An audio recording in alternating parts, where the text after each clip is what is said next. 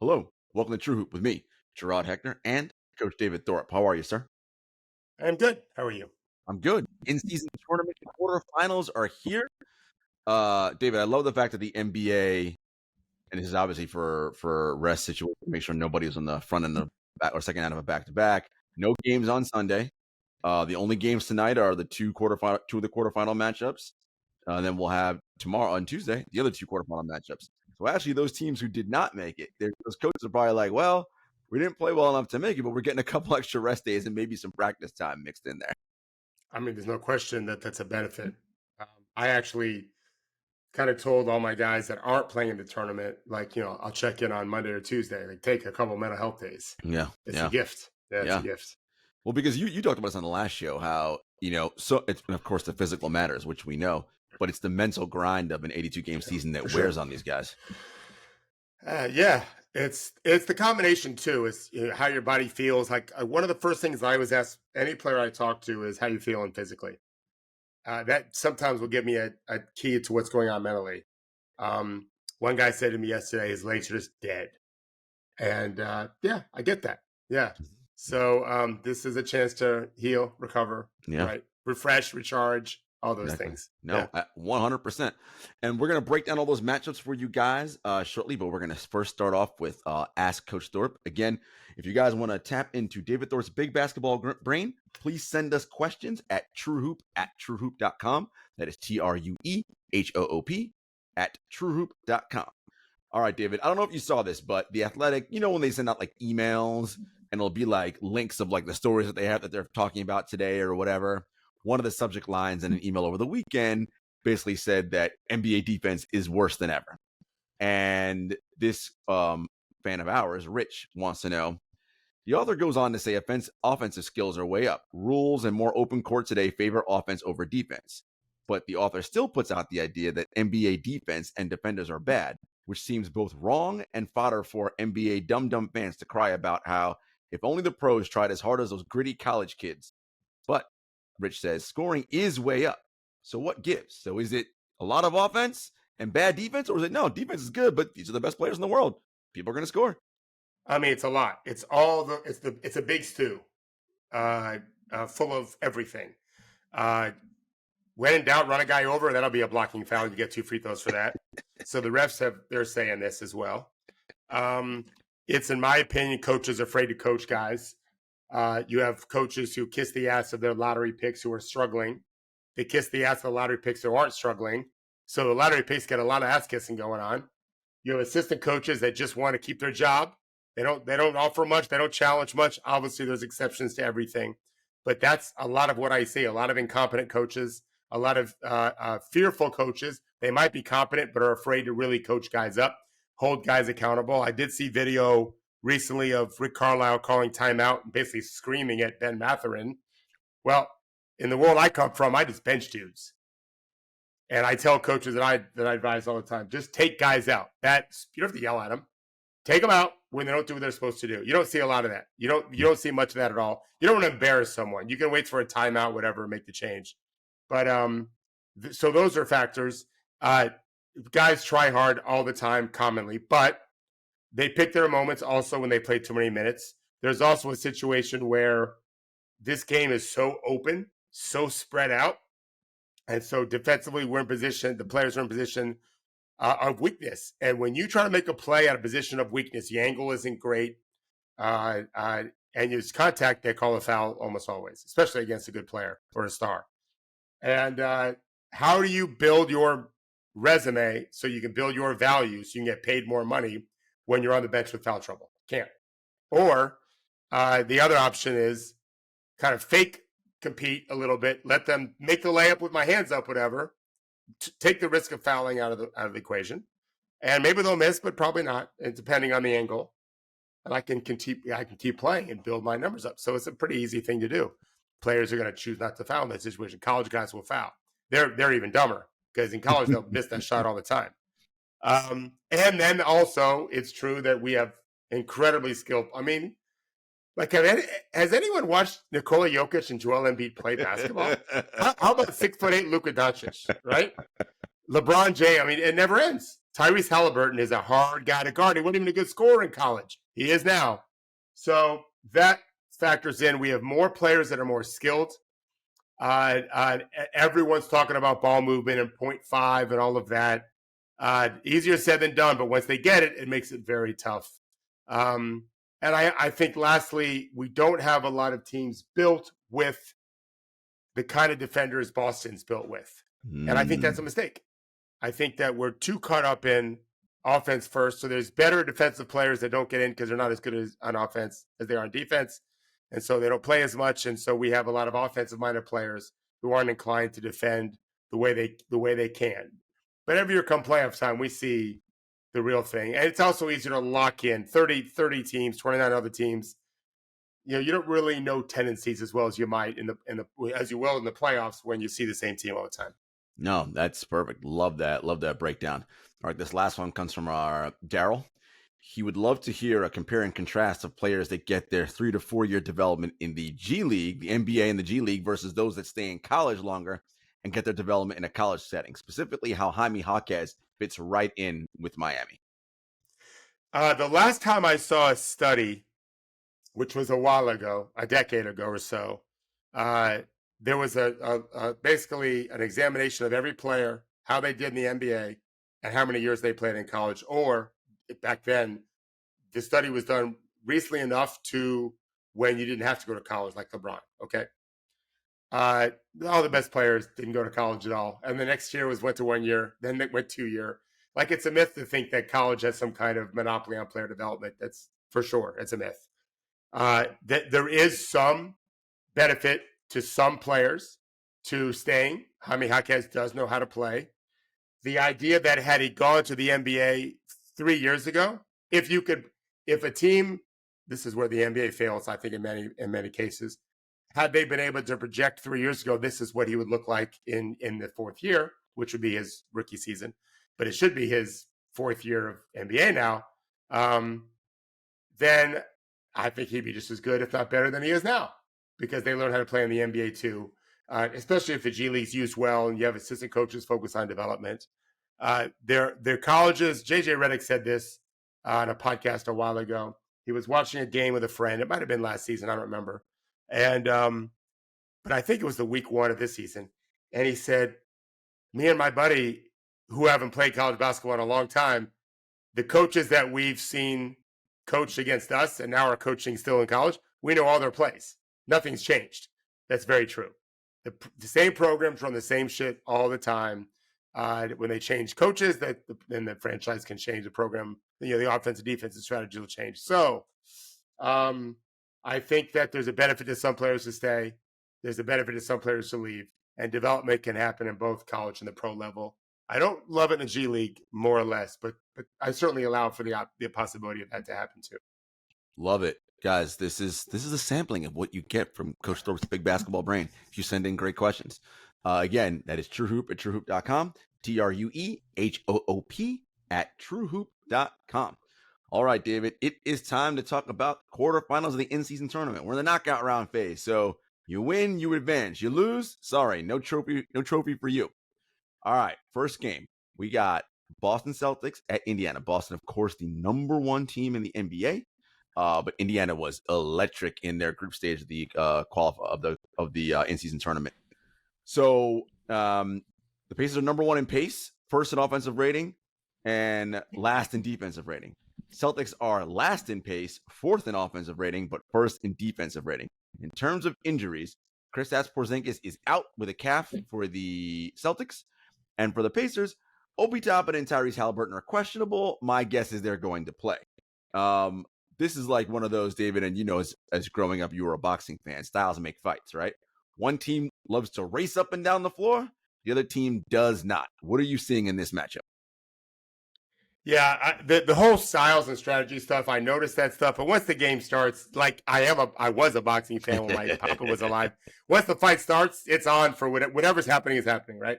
Nobody expected Ali to do the rope-a-dope. Pretty smart move by him. So I have one pretty amazing stat.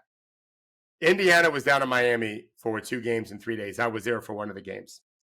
Here are 3 of the 4 halves that they played scoring-wise. 65, 73, and 79. Damn. And a half. And by the way, in 2 of those halves, Tyrese Halliburton didn't play. So their starting point guard in the second game went 1 of 9 from the field, Andrew Nembhard. He had 11 assists, no turnovers, and a double-figure plus-minus when he was in the game. Played great defense. His backup, TJ McConnell, had like 18 or 20 points and just manhandled the Heat.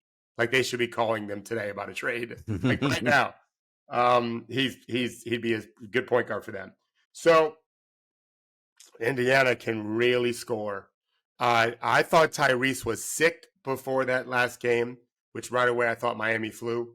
I don't know what happened to him. I read somewhere today maybe a knee. That's new. I did not hear that. On ESPN, it just says it's an illness. It didn't say, because normally if it's a body part, they'll say. I saw it somewhere else where it said knee, and I was really surprised at that because that's not what I had heard. I heard it was just an illness. So I read it was just an illness. So I think that Boston played Indiana without Tyrese before. I think the final score was 195-74. It was some embarrassing. I think they won by 50. I'm not kidding. No, it did. I think it was like 154-104, something like that. But it felt like 195-17. Indiana couldn't guard. Indiana doesn't guard. They do a great job of limiting the 3-point shot. Indiana does, but they give up more points in the paint than any team in the league. That matters in this game because with Porzingis, even though he's not, the world's best paint scorer, he's a good one. He's a threat. He's not there. Right. Indiana might not pay as much a risk in taking away the Boston threes as they might otherwise pay. Obi Toppin has played well in Miami. That would be a loss for them. They have a deep team, Indiana does. I'm inclined to think that it's easy to pick Boston. And again, and I'll say this up front, in any one game with the world's best players, like, I don't know how anyone bets on these things. There's no way any of you know better than I who's going to win this game. And I have no idea who's going to win this game. That doesn't mean I don't have an inkling. Mm-hmm. My gut tells me, just based on all the data I've seen and watching these teams play so much, I think Boston's going to walk into a buzzsaw atmosphere, which I don't think is all that common in December in the NBA. The Indiana hasn't played a playoff game in a while, right? Mm-hmm. So I think that part is not nothing. It's not nothing. All of Boston's players are so experienced.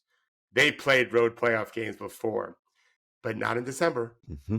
And so this is we'll see the same thing in Sacramento. This is an interesting thing where a December game that's going to have a playoff-like atmosphere between two teams that are projected to go to the Final Four. Only one is in Boston. So I just think Indiana's on a roll. They actually, in the first game against Miami, you gave up 1 million points in the second half, but they roasted them for, 65, I think, in the first half. They really have a hell of an offense. So Boston's got, those two guards can really guard. Mm-hmm. That's really, if you want to look at styles and strategies, can Drew and or Derek really stunt Tyrese's or curb his efficient, productive scoring? And I think that in the playoffs, they would be able to. But we talked with this off air yesterday. We texted about it. They've had very little time to prepare. I'm telling you, teams are not overwhelming their players with information for this one game, Jarod, because they have to deal with the next game. I was texting a player who's playing this next 2 days. Like, this isn't one and done. The tournament's one and done, but you'll play next game. Right. You're still gonna have a game this week. Mm-hmm. Like, it's not the end of the world. There's not that kind of pressure. So you have to recognize that. And I think that, like, Boston, they may come out smoking, but the crowd's going to be crazy. And that matters to how Indiana plays, because they really spread you out and shoot the lights out. I mean, Toppin can shoot, Turner can shoot. Turner has not played great of late. That's a concern for them. But then there's also the thought of, well, maybe with Porzingis out, maybe Miles would do a little bit better. I'm not so sure. He's really been kind of perimeter-based lately. Mm-hmm. But I think it's the best combination of best team versus worst team. And yet, Porzingis out if Tyrese and Toppin both play at home. I mean, the Boston crowd, if it was in Boston, it's just a game in December. Right. For Indiana, I Mhm. just think it means more. So I give them a slight advantage in this one game. I love it. So you mentioned the crowd in Indiana. So the last time they were in the playoffs, Paul George and Roy Hibbert, I think, were playing for them. Yes, Paul George used to be on the Pacers, kids, for those of you that don't remember that. That was a while ago. And Tyrese Halliburton has said this, David, numerous times. And he's like, I've never made the playoffs in my entire NBA career. We got a chance to win something. I want to win this thing. So I think it's going to mean more to them in that way. Because not that Boston guys don't care to compete. Of course they do. But Boston still has their eyes on a bigger thing come June, right? And I wonder, into your point, the one game scenario that, and Boston historically has had this problem of sort of, taking their foot off the gas and not really being locked in for a full 48 minutes, that this can kind of, if they do these kinds of things in that buzzsaw atmosphere, they look up and they're like, how the hell are we down 20? What happened? Yeah, well, Indiana's doing their thing. Well, of course you're right. On the other hand, down 20 against the Pacers, as long as there's at least 4 minutes on the clock, you got a chance. 50-50, you're going to be in a tie game at some point. Yeah. This is a really challenged team defensively. They're last. They don't stay in front of their guy. And their best defensive players come off the bench in Nesmith and Nembhard. Turner is okay at best at this point, especially with the sieve around him. Matherin's a terrible defender.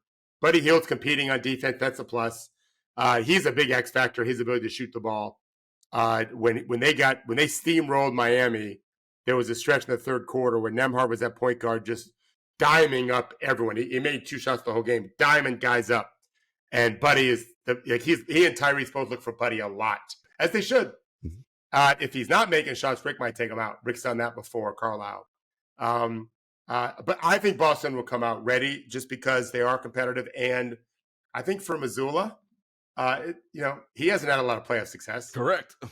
I think he's going to be minding his P's and Q's in a sense. Like, I think you'll see, this is my guess and what the NBA is hoping for. Coaches really coaching hard, not just standing and watching, which sometimes they'll do, which is okay. It's a long season. You don't want to wear your voice out. And what I mean is get your players desensitized to your voice. I think of the four, it's the game I'm most excited about, which is only because it's being played in Indiana, right? And with that crowd, and the way Indiana plays, I think it's gonna be fun to watch. I love it. All right, and David said he's slightly leaning Indiana. So on a confidence meter, what are you saying? Like a percentage wise, like what's your lean percentage wise towards Indiana? 10%, 5%. What's your confidence in that? 0.01%.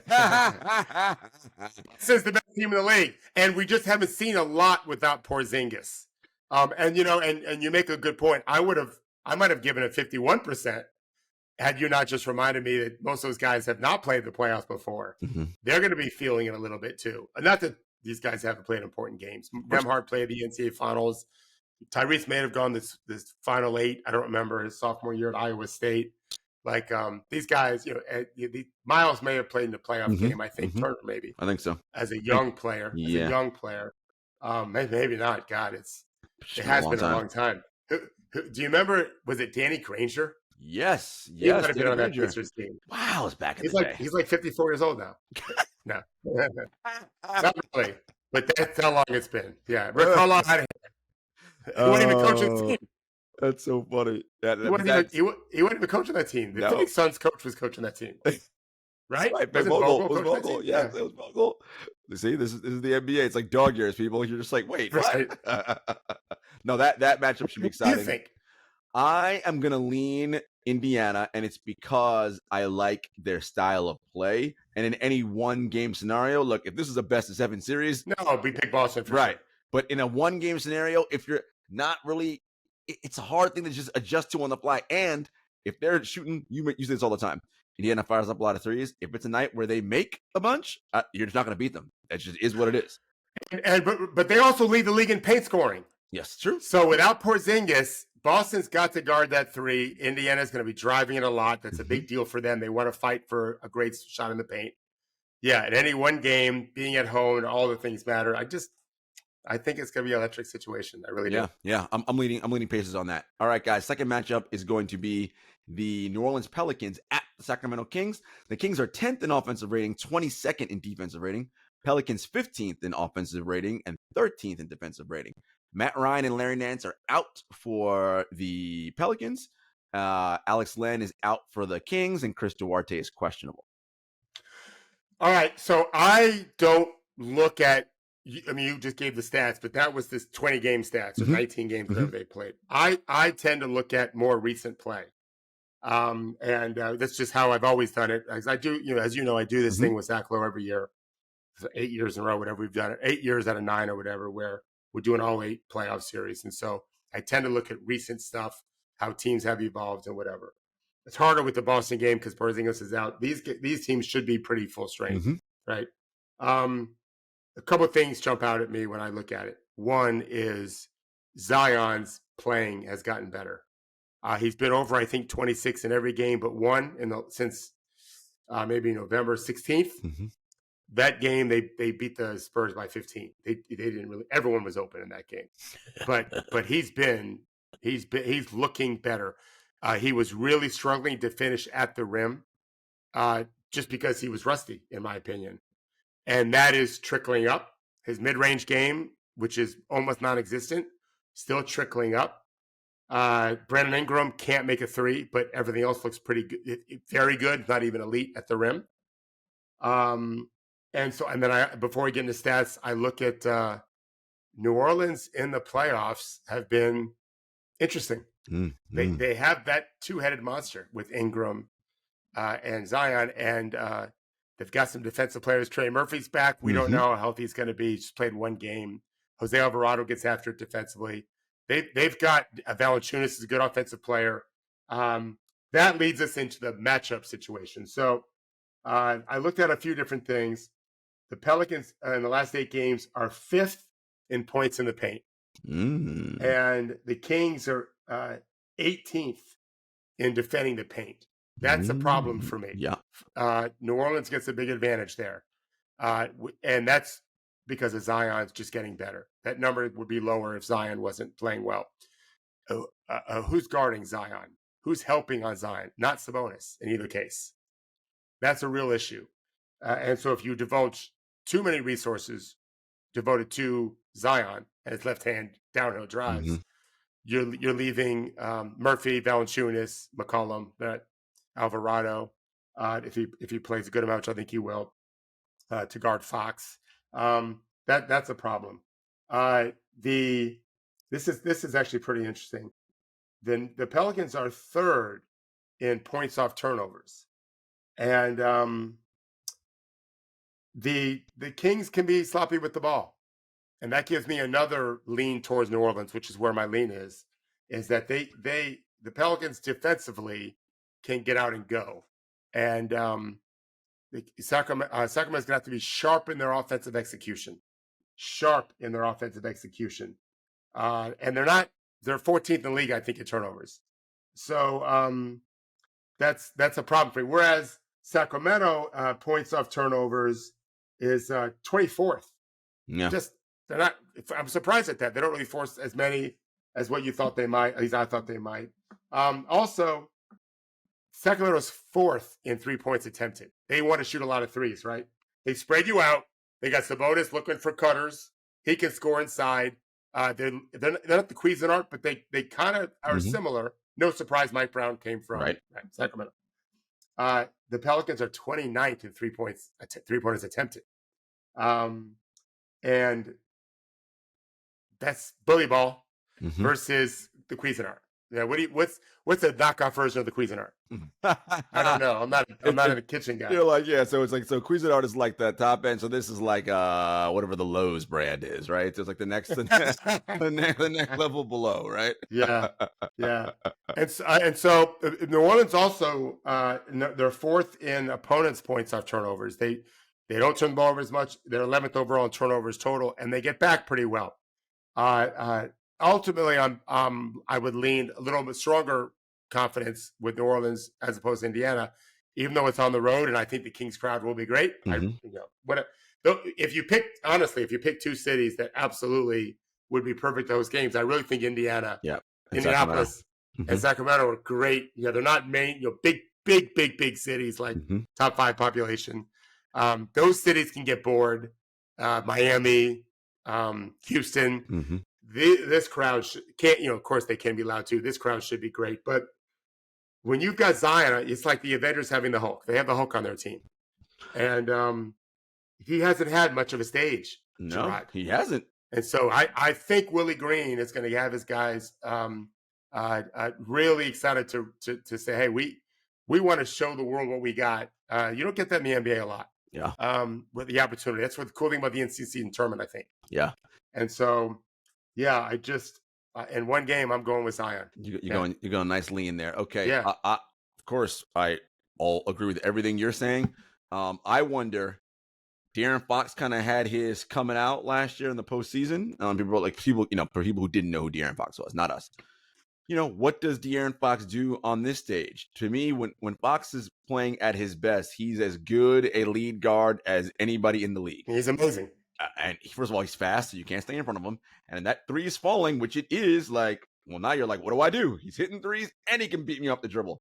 Well, then he's hard to guard, right? So if he's doing that and they're getting the good stuff from Malik Monk, this is all positive for them. I wonder defensively, can Davion Mitchell do anything? He may not be playing.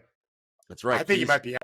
He might be out. So that'll hurt them. And they've been playing bad defense anyway. So and New Orleans in the last 8 games, number 7 in defense. And to be fair, there's a caveat to 8 games because I'm not looking at strength of schedule. If they played 7 terrible offensive teams, it's no surprise. But still, the swagger is there. It is something. Remember, last year they were dominating on defense for a while before the roof caved in. They're 10th on offense last 8 games, 7th on defense, and the eye test is looking like okay, they're starting to come with Murphy back. I mean, he's such a great shooter. Mm-hmm. There are a lot of New Orleans players. If you look at individually, are playing pretty well. Yeah, I think they're the better team. Murphy shooting well. Jordan Hawkins, we talked about last episode. He's a rookie, but I love him. Yeah, it'll be exciting. I'm going to give it's a pick'em game for me. It's toss up. I'm going to just give Sacramento the edge because of Fox and being at home. But again, and that 3 prevalence. If those three balls falling tonight, game over because they're going to take a ton, and the math doesn't work that way, right? When they're hitting that many, you can't catch up. All right, let's look at our next game. Actually, you know what? Let's take a quick break, and then we'll come back with the next 2 games on Tuesday night. All right, David, moving over to Tuesday night, we have the New York Knicks at the Milwaukee Bucks. Randy's New York Knicks, who are playing some good basketball. Jalen Brunson, RJ, Quentin Grimes, these guys Tibbs has got these guys playing well. Mitchell Robinson, geez, I mean, what is he, the best rebounder in basketball and defensive center right now? He's crushing it. Let's give you some quick stats on that game. Knicks 13th in offensive rating, 5th in defensive rating. Bucks 8th in offensive rating, 17th in defensive rating. The last game was close. Bucks won by 5, needed a Dame Lillard takeover late to beat them. For the Knicks, I'm sorry, Charlie Brown Jr. is out, but he doesn't play a ton. For the Bucks, Jay Crowder's out, and Pat Connaughton is day-to-day. I think Pat Connaughton will play, but if he doesn't, that's problems for them. I forgot to say, I think New Orleans has beaten the Kings twice already this year. And so that's another reason why I like New Orleans some. Both teams are 6-2 the last 8. So they're playing well. The Knicks play the slowest pace. No surprise. They play boring bully ball basketball. I'm not complaining. You got to do what your roster is. Right. And Milwaukee's up to 5th in pace. Yeah, they're going. Yeah. Milwaukee's got the 6th best offense in the last 8 games. Just like the regular season fully, the Knicks are 5th in defense the last 8 games. So that's really the battle is how's Milwaukee's offense going to cook against the Knicks defense. And so that gets me to Dame and Giannis. Dame hasn't played a game on a stage like this in some years. And I think he's going to be really locked in to that moment. And with the guys on his team, I think he's going to get a chance to really shine. And they can hide him against someone not named Brunson, probably pretty effectively. I worry about the Knicks just playing so slowly. If Milwaukee allows them to dominate that pace. That's a big help for New York. Sometimes playoff games do become a slog. I don't think this one will. I don't think these games, because it's just one game and you're not going to know their actions all that well. Right. You know, they're not going to overwhelm you. Maybe they will for the Final Four. I don't know, but they won't for this game. The coaches, meaning give them everything. And so I just think it's going to be more of an open game. And that's a big advantage, I think, it is a big advantage for Milwaukee. Yeah, we talked about it last episode. Who knew that the Giannis Dame pick and roll leads to good offense, right? Like that's a very tough thing to stop. And one of the things New York really prides themselves on is second chance points. They're top 10, number 9, I think, last 8 games. Milwaukee's very good defensive rebounding team. I think they're 7th in opponent's points on second chance. And so that mitigates a bit. When you watch the Knicks play, as someone who I do to help players, like one of my lead things always is you got to fight for the rebound. If you can't get it, don't let those motherfuckers get it. Knock it out of bounds, knock it away. Milwaukee's good at that. So that could really cause an issue for New York, who's going to have to score in the first shot. And even though Milwaukee's defense is just okay, it's just okay. You would think they'll be really ready. And I also think Giannis, after what happened last year in the playoffs, I would think Milwaukee is going to be really. I don't love them this year, but for one game, I definitely lean towards them as a home team, in a very, very equal teams. The Middleton factor is also important here, right? Like he's played pretty well this season, and it's coming off the injuries. You know, I wonder, can RJ Barrett, who's been playing well for the Knicks, what does he help them do right now? Julius Randle, right? Like what? Again, we know what Brunson's going to do for them. What do they get from RJ and from Julius? And I know that Tibbs doesn't like to do this a lot, but Emmanuel Quickley was, really good for them last year. And I know you have 2 small guards, so you have problems there. But Dame's tiny too. It isn't like Dame's towering over anybody in their backcourt. So maybe you play some of Brunson and Quickley together, right? And see if you can really get your offense humming a little bit more. Spread the Bucks out, who aren't great defensively already as it is, besides Giannis and Brook Lopez. But even Giannis at the point of attack is just okay. I hear a lot of guys talking about he's not what he used to be, one-on-one defensively at the point of attack. Yeah, he's a tall dude. He can make up for it. He's got closing speed and that length. Something else, too. I learned a lesson. I've told this story probably once before. In 1994, my Florida Gators team, whose center was my high school player for 4 years, had Duke dead to rights, dead. In the Final Four in Charlotte, I was there. Bill Clinton also. He came to the finals, maybe not the semifinals, but it was a packed house. It was the last game not played in the Dome for the Final Four. So it was an intimate 20,000 people watching whatever it was, small number. And then Grant Hill's like, fuck you guys. This is my game. He was by far the best player in college basketball. He was a senior. Had already been to 3 Final Fours. Yep. Okay. This was his 4th. He had won 2 titles already. And I walked out of the arena that day. We were the second game of the 2. The first game was Arkansas, Corliss Williamson beating Arizona. Nolan Richardson teams. Remember those guys? Yeah. They beat Duke in the finals. But I walked off the court thinking, so that's what a blue chip player really looks like. My kid was a blue chip player too, high school to college. Grant was blue chip, college to pro. And it just, if they're rested, they just, in a 5-on-5 game, have a big advantage. And so I think about that with Dame. Not with Giannis. We are not with Giannis, with Dame. Like, if he's got his energy about him, he can really light that team on fire. And that makes them really hard to guard in the paint after that. Yeah. Logo Lillard, if he's hitting threes out there, it's causing problems. No, and their offense is playing really well. They are. I'm going to give the edge to Milwaukee as well. Me too. I just think, when you really just break it all down, and sometimes, as you said, David, in a 1-game scenario, who's got the better guys, right? Like that often will tell you who's going to win. And 1-game scenario and fatigue not being an issue. The Duke versus Arkansas game, Grant Hill was the best player in that game. Corliss Williamson was one of the best players in college basketball, and they were loaded, and Scotty Thurman went crazy. You remember the Scotty Thurman game? Anyone my age does, or your age even. And so going into Thursday or whenever they play, when do they play in Vegas? Thursday, then Saturday's championship. Yep. Right. So the Thursday game, Dame, if they win this game, I would think will be fine. 48 hours, I don't know. It's a little bit different. In football, you might know this when you play on grass fields.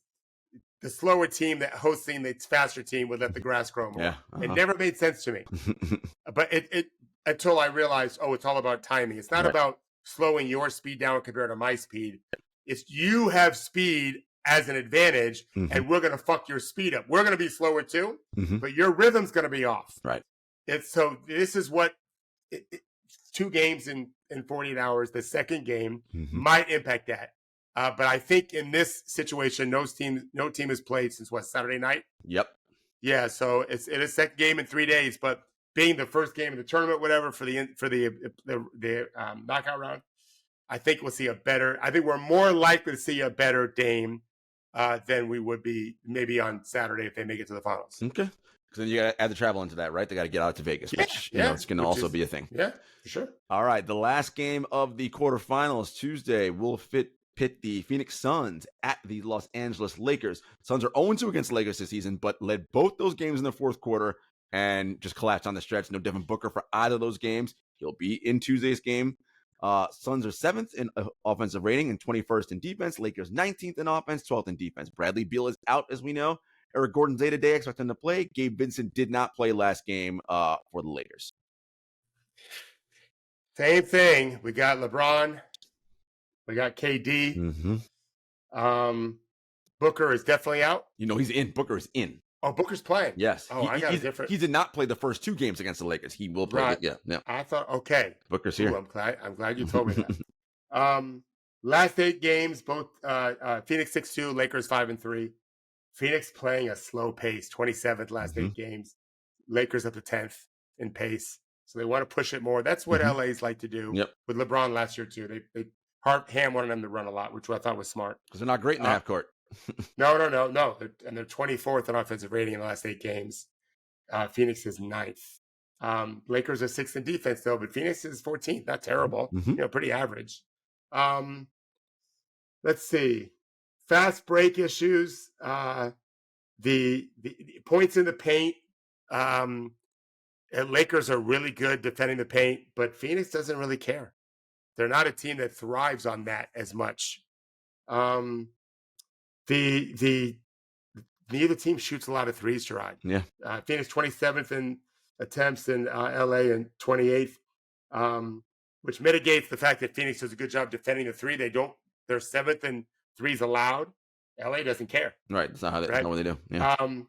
It's interesting. The Lakers are 28th in 3-pointers allowed, which means Phoenix is gonna have some threes. Beal, Durant. They're gonna get. They're gonna get no Beal, threes. Booker, Durant. Yeah, no Beal. I'm sorry. What did I say? You said Beal. Booker, Durant. Yeah. Those guys are. They're gonna make a difference. So, yeah. What do you think of it? Because I'm still unsure. I'm leaning Phoenix because, again, those 2 games they played against the Lakers this season, they were up double digits in the fourth quarter, and they just couldn't get into. We talked about this earlier. Like, who didn't play in that game for Phoenix? No Booker for either game. Yeah, and we talked about this. You said, "Well, what's the biggest difference, Rod?" And they had Chris Paul in the fourth quarters last year of those games. No one to set the table. Book has done an incredible job of being the point guard for this team. And so that steady presence is there. And look, Grayson Allen's shooting the 3 well. Eric Gordon's shooting well. Like, look, but Gordon is questionable now. He's day to day, so we'll see. That's a big issue. He's huge. Really playing well for them. Very well. Look, he's a 14-year veteran, not afraid of taking any big shot in any moment. Like, he's the opposite. He's the opposite of being afraid. And deep threes, not like deep threes. Look, if he plays for sure, my confidence meter goes up even higher. But I'm leaning Phoenix. It's hard to beat good teams multiple times in a season, right? It just is. Well, that's what people always say. Jarod, I don't know what the stats are. I know as a coach, I did not feel that way when I coached. If a team had kept beating us, it was a concern to me that we can't find ways to beat them. I blame myself. But if we keep beating you and then we play you in the district tournament, so we feel good about it. Like we figured you out. So it's probably a 50-50 as it turns out. Close games are close games. So I want to be clear. Phoenix is missing who? Bradley Beal. Beal and Eric Gordon's day-to-day. Maybe Gordon, but Beal for sure. Yeah, if Gordon plays, boy, I wish Beal was playing. Oh, I mean, if Gordon plays, I think Phoenix I think they're the better team. I do. If Gordon doesn't play, LA is fine. LA can be really bad. The last thing on LA, John Hollinger, our friend and a guy I just love so much. John wrote a really good article about these games, maybe last night or this morning. And he asked the question, like, is this the last big stage we're going to see LeBron on? With KD? Right? Like that's... Well, same with KD, but just like man, yeah, they'll probably make the playoffs, no guarantee. But to do a one-and-done situation, they'll have to make it to a game 7. I'm not sure that's going to happen. The last time we saw LA on the big stage, they got swept. Yeah, sure. Right? Denver swept them. They did in the Western Conference Finals. So appreciate it, everyone. KD's got some years left. LeBron has years left, but dominating. LeBron is amazing. I'm going to mention him in a minute. We talk about top 10 MVP. Sure are. But there was a time where there was a long era where he may not have won the MVP, but everyone knew he was the best player in any one series and could carry. He could take his and beat your, and he could take your and beat his, and no one has done really since maybe Jordan. Correct. And that day is gone. Yeah, that day is gone. So in any one game, though, he's capable of being credible. No doubt. But so is Durant. Yeah. Yeah, and again, I'm giving Phoenix the edges because they really should be 2-0 against the Lakers. They had up double digits fourth quarter both games. Just turned the ball over stupidly late in all those games. And we got the Vogel revenge game. And the Vogel revenge game. He'll want to win this. Look, everyone, these guys want to win this thing. Trust me. They do. $500,000. That's I don't care how much you're making. If you're making $40 million, I promise you, every single player making any money remembers when $500,000 seemed like a lot of money. And these guys are not. This is a really important point. As someone who deals with these very wealthy players all the time, none of them are 70, Jarod. Correct. None of them are old. I want to be any of their ages. They all remember when $500,000 seemed like all the money in the world. That doesn't mean every player is frugal with their money, although you'd be surprised at how many have gotten really good. I was talking to someone the other day about why is it we're not reading about bankrupt players like as much as we used to. Gotten wiser. And They've gotten wiser. Yes. And so as one thing they do, and I know this because I do get paid, it takes like 5 people to sign off on getting them to pay anyone. Like you got to have one agent, maybe a second agent, maybe an accountant, maybe the financial guy. The player always has to say yes. The systems are built in, and that's made them mature. They all recognize what $500,000 means. And I just got to win a couple more games, and we get $500,000 each. And we get to go to Vegas. Win-win.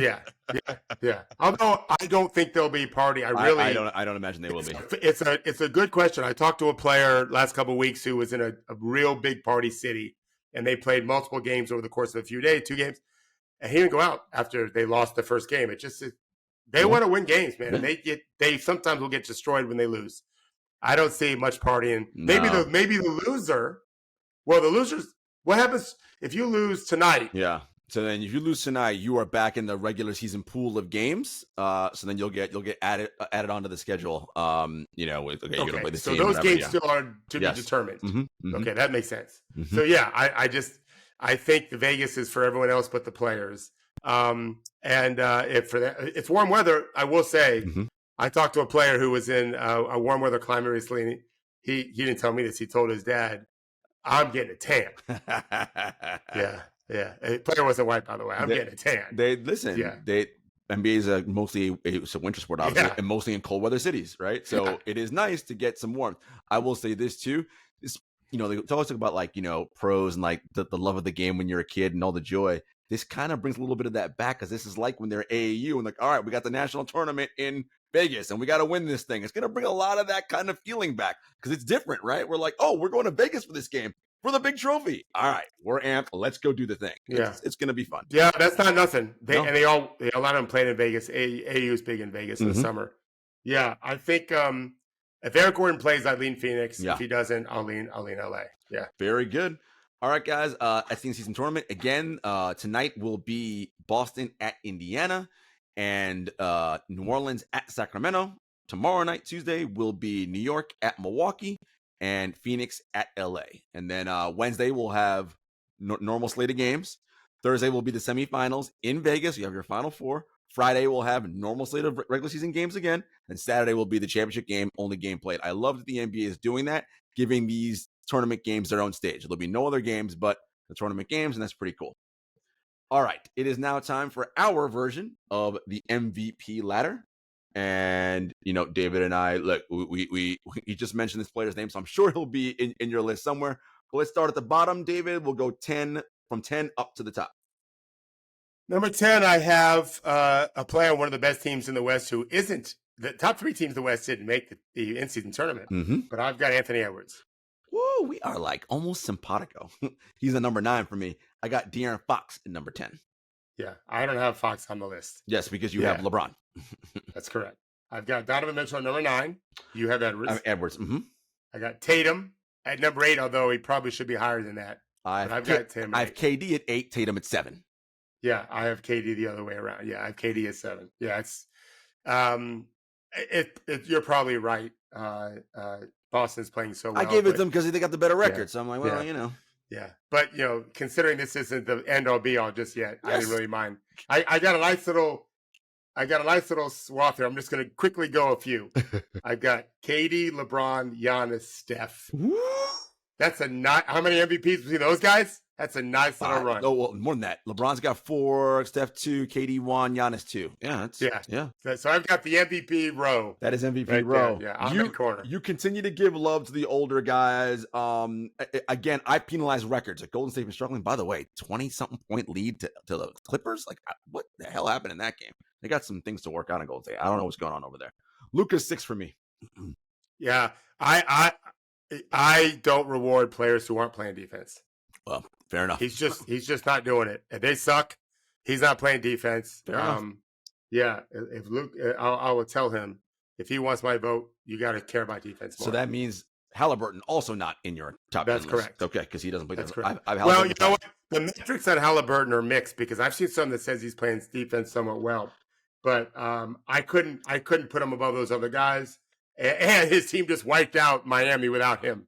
Sure did. And then we have the same top 3 in some order. Mine is SGA, Embiid, Joker. So I'll give you my top 4. Giannis is 4, Embiid 3, SGA 2, Jokic 1. Yeah. I get it. Yeah. Listen, these are the mix of guys who are in the running for All NBA and MVP. It will continue to shake itself out as teams go on streaks, injuries happen, all the various things. But we're seeing some exciting play. And again, look, gotta give it up for it. I mean, Giannis is still young, but that MVP trio of KD, Durant, and Curry, again, guys, appreciate these dudes, man. Like, still doing big things at their advanced ages, right? Things we didn't think were possible, right?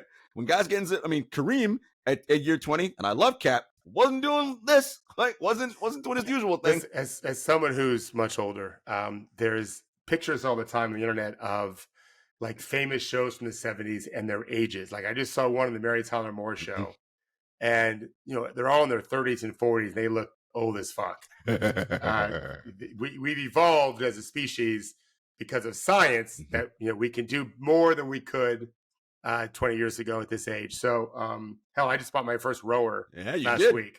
I was swimming. Now it's getting a little too cold, although maybe I can swim today before a cold front's coming. So I'm rowing. Yeah, these guys have every benefit, and they're doing it. They take advantage of it religiously, and their bodies are what they are, and because of that, we get to see them play more. No doubt. All right, guys, enjoy the in-season tournament. When we're back on Thursday, we'll know who the semifinalists are. We'll be talking Vegas. We'll be getting ready for the Final Four, and we'll have some stuff, regular season games on Wednesday night to catch up on. All right, everybody, take care.